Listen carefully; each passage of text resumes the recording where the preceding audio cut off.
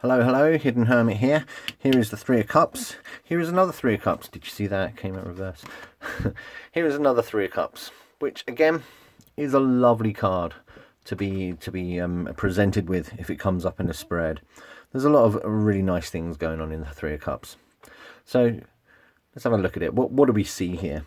There are three women who are just, they're blatantly having a good time, aren't they?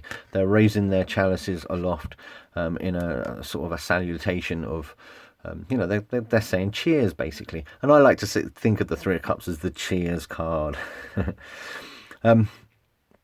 They're adorned quite differently, these women. You know, one's in kind of this red and brown thing going on, one's purely in white, and this one is sort of a yellowy browny. I think it's more yellow than a lot of other color palettes. So you're getting the elemental influences coming in, passion, innocence, something else. They've all got different color hair as well, so a little bit of well, I wouldn't say a great deal of diversity, but some diversity. I'm always interested in the background here. You've got like a pumpkin. This woman's carrying a bunch of grapes. There's all sorts of little bits of fruit. So it kind of denotes a harvest, a sense of abundance. And indeed, abundance is the Hermetic title of the card. Now, like I say, it's the cheers card when it comes out for me. That's how I remember it. That's the key word that springs to mind straight away. So a sense of celebration and happiness and just fun. It's a fun card. It's definitely very, very light in its meaning, I think. It denotes good times. It also denotes community. I mean, I think the fact that these women have three different colours hairs, perhaps they're generally not related. So you're partying with your friends or indeed strangers, but a sense of community is expounded from the Three of Cups, I believe. A lot of tarot scholars also suggest that these are the three fates. The three fates? Yeah, so the joy, charm and beauty. I don't know which one's which, but I like to think that one's probably joy, because it's got red hair for whatever reason. So yeah, joy, charm, and beauty. They're just it's a lovely vibe, really, isn't it? I'm also I do default to the astrological attributions. So this is Mercury in Cancer. So Mercury, the planetary influence of communication. That's what really comes forth for me when I think about the astrological association. It's also the what can we say about Mercury? Mercury is the sort of night ruler of the vibe of... no, it's not. No, sorry. Mars is the night ruler of Cancer. I do apologise. I'm thinking of Gemini there, but never mind. We'll just brush that aside.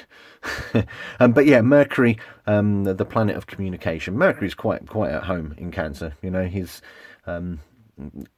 more than happy here. So communication, a little bit of travel maybe as well. Who knows? But Mercury in Cancer, so you've got communication and feeling in a really well dignified sense. Unless, of course, Three of Cups comes out reversed. So, now the Three of Cups is the abundance card, a card of joy. When it comes out reverse, I immediately think of things being perhaps too abundant. I always like to think that perhaps this party has gone on for a little bit too long. People are getting a bit worse for wear. They've probably consumed a little bit too much food and drink, and things can get messy when that happens. So yeah, too much partying, maybe even a reliance on these physical pleasures. Maybe the querent, the seeker, or the person being denoted by the spread, maybe they enjoy a wee tipple too much. Maybe there is even an idea of substance abuse. You know, I've actually seen that firsthand in a few spreads that I've done.